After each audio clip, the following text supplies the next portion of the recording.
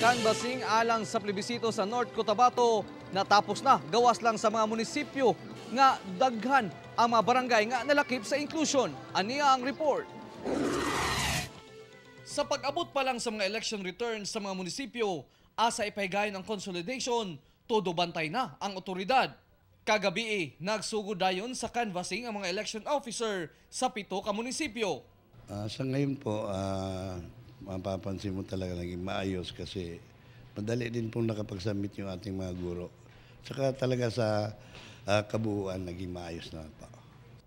Sa unofficial result nga gipagula sa COMELEC nga mga munisipalidad nga nakakuha og double majority, 7 ka barangay sa Carmen, 12 sa barangay sa Pigkawayan, 2 ka barangay sa Alyosan, ug ang laing 2 nga nagpetisyon wala nalakip.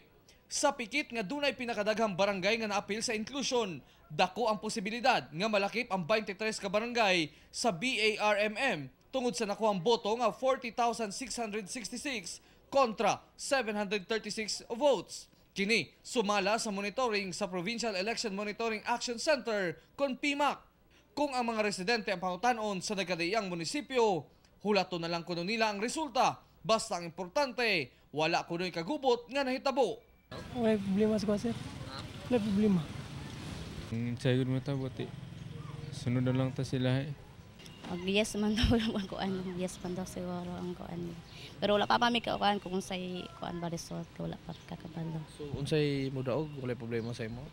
Wala may. Okay man. Gilauman nga mahumana karong adlaw ang consolidation aron masubmit na sa National Office sa COMELEC ang official and final report. Sa amin dito sa munisipyo, isa-sum up lang po namin, no? Yung mga boto na ginawa mula doon sa presinto. After that, yung maging resulta ng aming summing up, yun naman po ang dadali namin doon sa national, sa COMELEC para po sa national canvassing. Kauban, Silio Arcajes sa kamera. Ako, si Rial Soroche para sa One Mindanao.